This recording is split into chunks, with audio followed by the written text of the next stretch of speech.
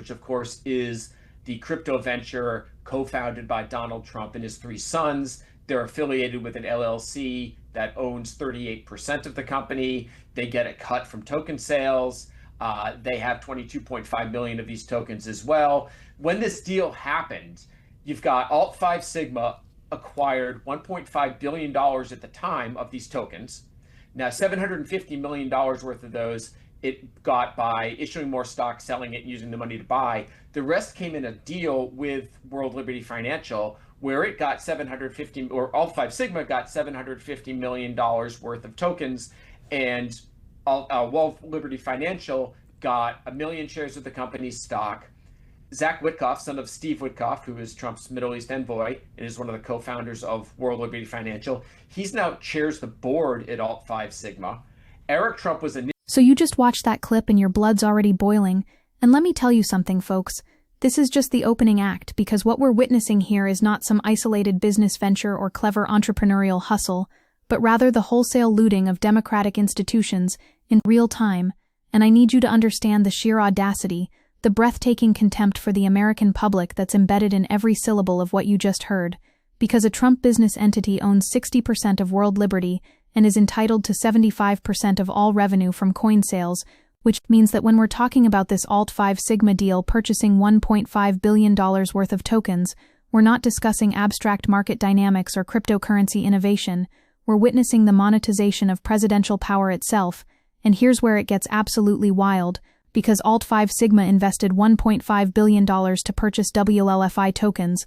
with 75% of the sales proceeds going directly to the Trump family. So let's do that math together, shall we? That's over $1 billion flowing through a corporate structure designed to enrich the man who currently holds the nuclear codes. And if your jaw isn't on the floor yet, just wait, because we're about to go deeper into this labyrinth of corruption that would make the robber barons of the Gilded Age blush with envy.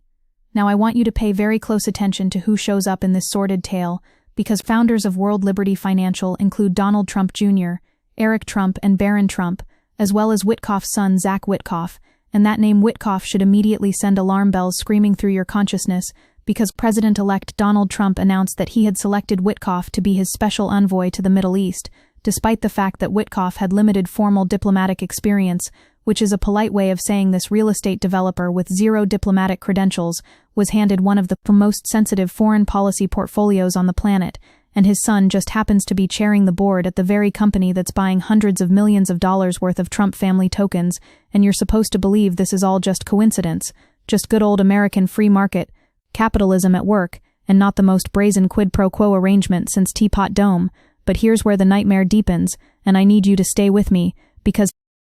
a firm associated with the Abu Dhabi government purchased $2 billion worth of tokens from World Liberty in 2025, and then shortly thereafter, the Trump administration approved a plan to give the UAE firm hundreds of thousands of advanced scarce computer chips, despite national security concerns. And if you're thinking to yourself, wait a minute, that sounds like the President of the United States is trading American national security assets for personal financial gain, then congratulations, you're paying attention, because the deal would represent a staggering conflict of interest, one that may violate the Constitution and open our government to a startling degree of foreign influence and the potential for a quid pro quo that could endanger national security, according to Senators Merkley and Warren, who understand that what we're witnessing is not governance, but rather a protection racket operating out of 1600 Pennsylvania Avenue. And the timing here is absolutely crucial, because in 2025, President Trump pardoned Changpeng Zhao, who had been convicted of anti-money laundering compliance failures after his company Binance had helped enrich World Liberty Financial. So let's just pause and absorb that for a moment, because the President of the United States issued a pardon to a convicted financial criminal whose company just happened to be doing lucrative business with the Trump family's cryptocurrency venture. The controversial China-born crypto entrepreneur Justin Sun invested $30 million in President-elect Donald Trump's World Liberty Financial, making him the largest investor in the decentralized finance project. And these are not random business transactions. Folks, these are systematic arrangements where access to presidential power, to pardons, to favorable regulatory treatment, to national security decisions is being bought and sold like pork belly futures on the Chicago Mercantile Exchange. Now let's talk about the regulatory landscape, because here's where the institutional capture becomes absolutely chilling, and President Trump has begun to roll back certain aspects of the Biden administration's crypto regulatory and enforcement policies, and signed an executive order that sets forth the administration's policy to support the responsible growth and use of digital assets, blockchain technology, and related technologies across all sectors of the economy, which sounds perfectly reasonable until you remember that one of Trump's greatest sources of income last year was cryptocurrency, reporting $57 million in token sales from World Liberty Financial, and he is profiting from these while his administration loosens regulations on crypto, which is the textbook definition of regulatory capture, where the regulated entity doesn't just influence the regulator, but literally is the regulator. And you're watching it happen in real time with the full force of the federal government being wielded to protect and enhance Trump's personal financial interests. And the scale of this corruption is just staggering when you start adding up the numbers, because President Trump and his family have earned hundreds of millions of dollars and added billions to their net worth through a network of cryptocurrency ventures launched during and after the 2024 campaign, including World Liberty Financial and the Trump meme coin. Trump has holdings worth as much as $11.6 billion, an income of more than $800 million from the sale of crypto assets in the first half of 2025 alone, according to a House Judiciary Committee report. And folks, we are talking about the wholesale conversion of the American presidency into a personal enrichment vehicle, where every policy decision, every regulatory action, every diplomatic engagement is being filtered through the question of how much money can Donald Trump and his family extract from it. Now I want you to think about the institutional mechanisms that are supposed to prevent this kind of corruption, because there's a huge conflict of interest here. Trump has his own crypto businesses, and his administration is now deciding an entirely new set of rules that are going to govern this industry. Several actions taken by Trump's administration regarding cryptocurrency were noted to bolster the company's assets and position, but were told by a Trump spokeswoman that since his assets were in a trust managed by his children, there were no conflicts of interest, which is such a transparently absurd claim that it insults the intelligence of every American who's ever had to navigate a basic ethics disclosure form, because putting your assets in a trust managed by your own children, who are themselves co-founders of the very venture that's profiting from your presidential decisions, is not divesting, it's just adding an extra layer of paperwork to the grift. And we need to talk about the SEC, because the Securities and Exchange Commission was reported to be backing off an investigation that it was conducting into Sun's companies, and this happened in February 2025, shortly after Trump took office as president for the second time, raising potential conflicts of interest at that time. And more broadly, the Securities and Exchange Commission under Trump announced a new crypto task force, as it dropped lawsuits or dismissed charges against Justin Sun, Coinbase, Kraken, Consensus, Robinhood, OpenSea, Cumberland, and settled with Ripple, which represents the systematic dismantling of financial oversight and investor protection in service of an industry that is literally paying the Trump family hundreds of millions of dollars. And if you don't see how that creates a catastrophic incentive structure, then I genuinely don't know what to tell you. Now back to Alt 5 Sigma, because this company is absolutely central to understanding the mechanics of this scheme, and what we're learning is absolutely damning, because Alt 5 Sigma's shares fell 13.83% pre-market, amid investor concerns over corporate governance and controversial Trump family ties, and Alt 5 Sigma is under investigation for potential SEC violations, with the probe following revelations about misdisclosures and management of leadership changes. And get this, Eric Trump and Zach Folkman were to assume the roles of director and observer respectively, as a part of the deal, though in September, Eric Trump was removed by the company as a proposed board director, and Folkman was named as a full director, and the company is now facing NASDAQ non-compliance after failing to file its Q3 report, with questions around the company's governance intensifying after discrepancies appeared in recent filings, including that Alt 5 Sigma said its chief executive officer was suspended effective October 16, but internal communications show an earlier date, September 4. So you have a company that's buying $1.5 billion of Trump tokens, that can't even file basic financial reports on time, that's removing and replacing executives in ways that violate disclosure rules, and that has the president's son on its board. And the regulatory response has been absolutely pathetic, because in August, Alt 5 Sigma purchased a total of $1.5 billion worth of WLFI tokens through a circular transaction, with an estimated over $500 million ultimately flowing to entities associated with President Trump, which should have triggered every alarm bell at the SEC and the Department of Justice. But instead, in April, Trump disbanded the Justice Department agency responsible for regulating cryptocurrency crime, with Deputy Attorney General Todd Blanche, saying the National Cryptocurrency Enforcement Team was being shut down, so the president is simultaneously profiting from crypto ventures while dismantling the very agencies tasked with investigating crypto fraud. And if that's not textbook obstruction of justice, then the concept has no meaning whatsoever. Now I want to pivot to the Middle East angle, because this is where the corruption intersects with American foreign policy in ways that should terrify every single person who cares about national security. Witkoff has had extensive business ties in the Middle East, and during the first Donald Trump administration, the Qatari government was a key source of funds for the Witkoff Group, with the Qatari government aiming to strengthen relationships with Trump confidantes, including Witkoff. At the time, the Witkoff Group was facing financial problems, making the Qatari financing important. So you have a situation where foreign governments were bailing out Trump's Middle East envoy's real estate company, and now that same envoy is handling sensitive diplomatic negotiations, while his son is doing crypto deals that enrich the Trump family. The $2 billion UAE deal could generate tens of millions of dollars a year for the Trump family and WLFI stakeholders like Steve Witkoff, which means that American foreign policy, in one of the most volatile regions on Earth, is being conducted by people with massive personal financial stakes in maintaining good relations with authoritarian Gulf monarchies. And the crypto industry knows exactly what it's doing here, because crypto corruption ran amok in the 2024 election, and the tiny industry spent record amounts in the 2024 election, with the cryptocurrency industry becoming the largest corporate donor, with $238 million more than the oil, gas, and pharmaceutical lobbies. It directly solicited access to Trump with secret payments and currency swaps from foreign investors, companies, and individuals with criminal records and investigation.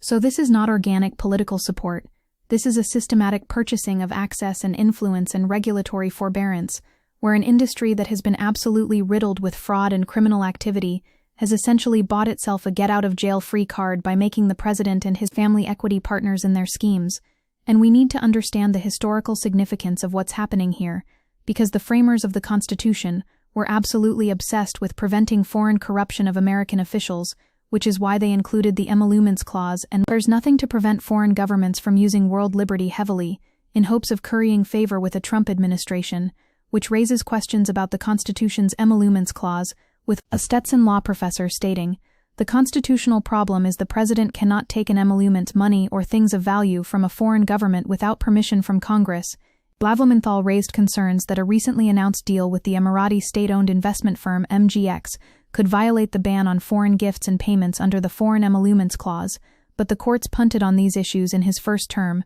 so the constitutional guardrails have already failed once, and there's absolutely no reason to believe they'll function any better the second time around. Now let's talk about who's getting hurt by all of this, because it's not just an abstract question of constitutional propriety, it's about real people losing real money. Taking a pro-crypto stance is not necessarily troubling. The troubling aspect is doing it while starting a way to personally benefit from it, according to Jordan Libowitz of Citizens for Responsibility and Ethics, and the success of this could be very tied to American economic policy, which means that when Trump uses the instruments of government to pump crypto markets, he's directly enriching himself at the expense of ordinary investors who don't have the same information or access. And remember, most meme coins go to zero. There are over 5 million meme coins and 99% of them go to zero. So retail investors are being lured into speculative digital assets by the imprimatur of presidential support, while the Trump family has essentially rigged the game by using policy levers to inflate the value of their own holdings. And the regulatory framework that Trump is implementing is explicitly designed to benefit his own ventures, because the Genius Act will pave the way for the United States to lead the global digital currency revolution and prioritizes consumer protection while strengthening the US dollar's reserve currency status. But the Genius Act contains no restrictions to bar elected officials and their families from owning, buying, selling, or otherwise participating in stablecoin business ventures, or prevent foreign countries from currying favor with President Trump by using his stablecoin to funnel money to him, which is such an obvious loophole that it's hard to view it as anything other than intentional. And in March 2025, World Liberty announced it would launch USD1, a dollar-pegged stablecoin, which means that the regulatory framework Trump signed into law explicitly enables the Trump family's stablecoin venture to operate without the conflict of interest restrictions that would apply to literally any other public official. And we're seeing the international implications play out in real time, because MGX announced it would use $2 billion worth of the USD1 stablecoin launched by World Liberty to finance a deal in crypto exchange Binance, and the Trumps will make tens of millions of dollars each year on this deal. And remember, Binance settled criminal charges with the Department of Justice in 2023, and agreed to pay a $4 billion penalty, and its founder went to prison and is now reportedly seeking a pardon from President Trump. So you have a criminal enterprise that paid billions in penalties, now doing business with the Trump family, while its founder seeks clemency from the very president who's profiting from those business arrangements. Democratic lawmakers urged investigation of allegations that WLFI sold tokens to sanctioned entities in North Korea and Russia, saying the Trump family's crypto ventures represent a national security threat and a way to peddle influence, which means that Trump's personal profit-seeking may literally be funding America's adversaries. Now I need you to understand the broader context of cryptocurrency regulation under Trump, because the first week of the Trump administration saw the SEC create a new crypto task force, rescind controversial staff accounting guidance around crypto custody, and issue new guidance, while President Trump issued an executive order that promises a comprehensive re-examination of U.S. crypto regulation, and the SEC has been dropping investigations and lawsuits against a number of crypto companies, with one of the SEC lawyers who took the lead on crypto enforcement actions being punished by being transferred to the IT department, which is not just regulatory capture, it's regulatory annihilation, where the agencies tasked with protecting investors are being systematically hollowed out and turned into promotional vehicles for the very industry they're supposed to be policing. And the philosophical framework that Trump and his allies are using to justify this is worth examining, because Trump is billing World Liberty Financial as a chance to make finance great again, with Donald Trump Jr. saying banking has become politicized and that decentralized finance takes that political component out of it, which is such a staggeringly cynical inversion of reality that it almost defies description, because what could possibly be more political than the President of the United States using the apparatus of government to enrich a financial venture that bears his name and is run by his children? And what we're seeing is the deployment of libertarian anti-government rhetoric, not to create genuine decentralization or financial freedom, but rather to justify the most nakedly political corruption of financial regulation in American history. And we need to talk about the media coverage of this, because what's being normalized here is absolutely breathtaking. The launch of World Liberty Financial could raise questions about people buying into the project to earn influence, or Trump pushing on regulators to greenlight his personal businesses. Could raise questions as if this is some kind of speculative possibility, rather than exactly what's happening right in front of our eyes, and the passive voice the both sides framing the refusal to call corruption by its name. All of this represents a catastrophic failure of the Fourth Estate to fulfill its basic democratic function of holding power accountable, and instead we get these sanitized descriptions of potential conflicts of interest, when what we're actually witnessing is the systematic looting of the public treasury and the wholesale commodification of governmental power. Now, the Trump administration's defenders will tell you that this is all perfectly legal, that the president is allowed to maintain business interests, that blind trusts managed by family members are sufficient. The Campaign Legal Center Director of Ethics said criminal conflicts of interest statutes don't apply to the president, which may be technically true, but represents a kind of legalistic nihilism that completely misses the point, because the question is not whether Trump can technically get away with this under the letter of current law, but whether a democracy can survive when its chief executive is openly profiting from the policy decisions he's making, and the answer from history is absolutely clear: it cannot. And we need to understand that legal does not mean legitimate, and what Trump is doing may not violate criminal statutes, but it violates every norm and principle that makes democratic governance possible. And let's be very clear about what norms are being shattered here, because during Trump's last term, Crew tracked over 3,700 conflicts of interest between his presidency and businesses, and with the expansion of his foreign developments and crypto ventures, he seems poised to rack up more conflicts than ever. So we're not talking about a one-off questionable deal or a single lapse in judgment. We're talking about a systematic pattern of behavior where literally every aspect of presidential power is being monetized, where foreign governments know they can gain access by investing in Trump ventures, where regulatory agencies understand that their survival depends on protecting Trump's business interests, and where the entire apparatus of American government has been transformed into what Representative Raskin correctly calls the world's most corrupt crypto startup operation, operating out of the Oval Office. And we have to reckon with what this means for American democracy going forward, because only 5 months into his second term as president,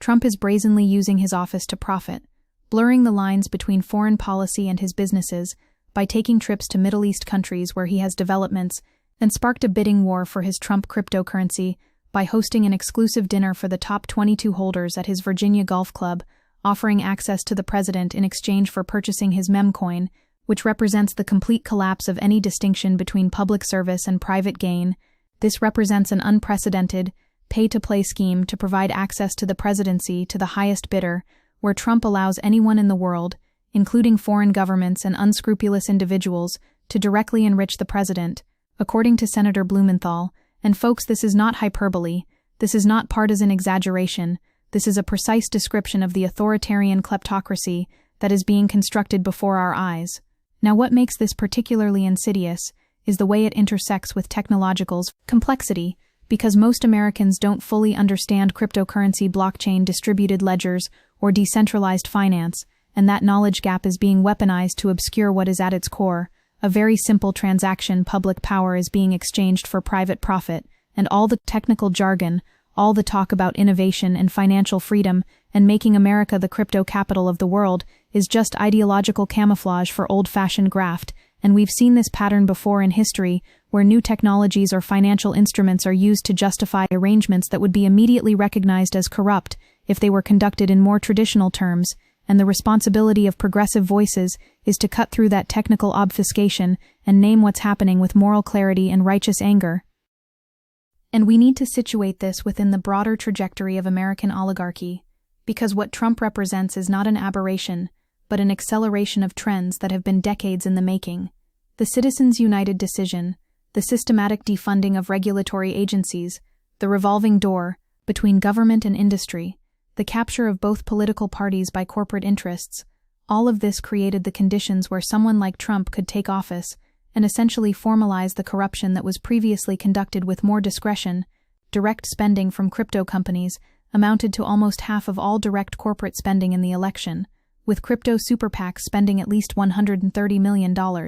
which represents a level of direct corporate political spending that would have been inconceivable before Citizens United, and now we're seeing the return on that investment, as the industry that spent hundreds of millions to elect Trump gets to write its own regulatory rules through an administration that's literally financially invested in its success. So where does this leave us, and what is to be done? Because I think it's absolutely crucial that we not succumb to despair or cynicism, but instead channel this outrage into organized resistance, and the first step is documentation and exposure, which is why investigations like Jamie Raskin's staff report revealing how President Trump has transformed the presidency into a personal money-making operation with extensive evidence of presidential self-dealing, foreign influence, and obstruction of justice, are so vitally important, because we need to build the historical record, we need to ensure that there is no collective amnesia about what happened here, and we need to make sure that every single American understands that what we're witnessing is not normal business practice or savvy deal-making,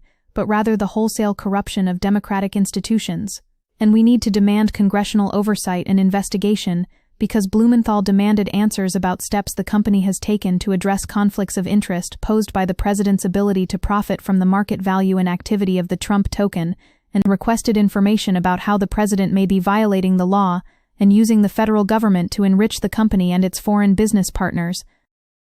And we need more of this relentless investigation and public questioning and subpoenas and hearings, because sunlight remains the best disinfectant, and the only way to combat this level of corruption is through sustained attention and accountability mechanisms, even if we know that Republican majorities in Congress will likely block any meaningful sanctions.